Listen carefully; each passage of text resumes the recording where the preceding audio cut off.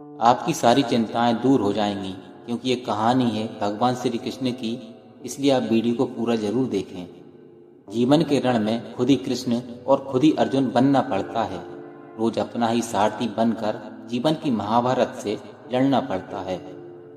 कहानी शुरू होती है एक बिजनेसमैन से, जो अपने बिजनेस को लेकर काफी चिंता करते थे कि मेरा बिजनेस आगे कैसा होगा, आने वाले कल में, आने वाले समय में क्या होगा, क्या मेरा बच्चा इस बिजनेस को संभाल पाएगा या नहीं संभाल पाएगा।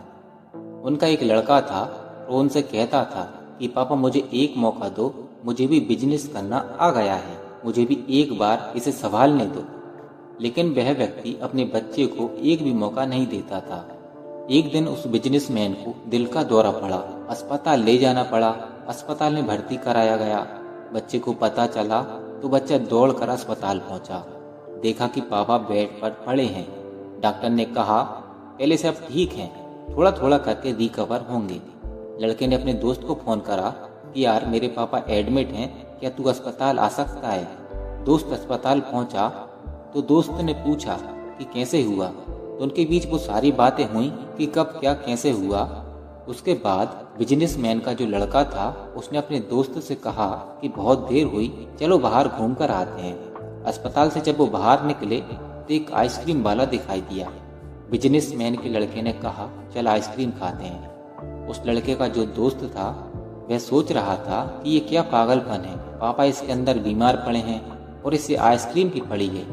आइसक्रीम खरीदी और उसे खाने लगे तो उसका जो दोस्त था उससे रहा नहीं गया और उसने पूछ लिया कि भाई मुझे समझ नहीं आ रहा कि तुम्हारे बिजनेस का क्या होगा। तेरे पापा बीमार हैं, अस्पताल में भर्ती हैं और तू यहाँ पर आइसक्रीम खा रहा है। वो जो बिजनेसमैन का लड़का था उसने जो बात कही उसे जरा ध्यान से सुनिए। उसने क्या कहा, मुझे मालूम है तू ये सोच रहा होगा कि मेरे पापा अंदर एडमिट हैं और मैं यहाँ पर आइसक्रीम खा रहा हूँ, मजे कर रहा हूँ। लेकिन नहीं, मैं भगवान श्री कृष्ण का बहुत बड़ा भक्त हूँ और उनकी दो बात जिंदगी में हमेशा याद रखता हूँ। पहली बात काम करना है, फल की चिंता नहीं करनी है। जो होगा देखा जाएगा, अपने काम पर फोकस करूँगा, बिजनेस भी अच्छा चलेगा और जो होगा अच्छा होगा। दूसरी बात, मैं तुम्हें कहानी सुनाता हूँ जिससे तुम्हें समझ आ जाएगी। भगवान कृष्ण की जो पत्नी थी उनका नाम था माँ रुक्मणी। उनका जो बेटा था उनका नाम था प्रद्युम्न। प्रद्युम्न का जब जन्म हुआ तो जन्म के 10 दिन बाद ही उनका अपहरण हो गया। 10 दिन के बच्चे का अपहरण हुआ तो माँ रुक्मणी बहुत चिंतित हुई, उदास होने लगी, नाराज होने लगी। तो भगवान श्री कृष्ण कहते हैं कि चिंता मत करो, प्रद्युम्न जहाँ भी होगा अच्छा होगा, ठीक होगा, तुम चिंता मत करो। लेकिन चिंता ही चिंता में माँ रुक्मणी के सालों बीत गए। 18 साल बाद प्रद्युम्न की वापसी हुई और जब प्रद्युम्न द्वारका वापस आए तो उनके साथ उनकी पत्नी मायावती थी। माँ रुक्मणी अपने बच्चे को देखकर खुश हुई और फिर दुखी भी हुई। दुखी इसलिए क्योंकि प्रद्युम्न ने जिनसे शादी की वो मायावती प्रद्युम्न से 20 साल उम्र में बड़ी थी। इसलिए माँ रुक्मणी दुखी हुई और श्री कृष्ण के पास गईं और जाकर कहा कि ये क्या हो रहा है। भगवान श्री कृष्ण ने कहा कि जो हो गया उसे स्वीकार कर लो, चिंता मत करो। लेकिन माँ रुक्मणी कह रही कि इतनी बड़ी लड़की से शादी कर ली। वो अपने आप में इस शादी को स्वीकार नहीं कर पा रही थी, उदास और दुखी हुई जा रही थी। धीरे धीरे समय बीत रहा था, सालों बीत गए, लेकिन माँ रुक्मणी स्वीकार नहीं कर पा रही थी कि इतनी बड़ी लड़की से शादी कर ली। लेकिन फिर 8 साल बाद रुक्मणी जी ने स्वीकार कर लिया कि प्रद्युम्न ने जो शादी की वो सही है। उस शादी को उन्होंने स्वीकार कर लिया। एक तरह से देखा जाए तो उन्होंने अपनी जिंदगी के 26 साल उदासी में बिता दिए।